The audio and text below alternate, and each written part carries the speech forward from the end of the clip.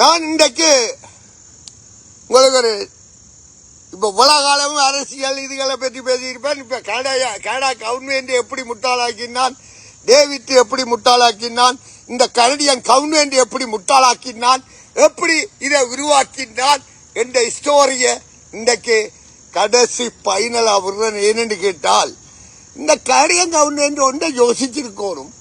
இன்றைக்கு நான் இவ்வளவு பிளானையும் சொல்லி சொன்ன மாதிரி அழிஞ்சு கொண்டு வருது, இவ்வளவு நடந்து கொண்டு வருது.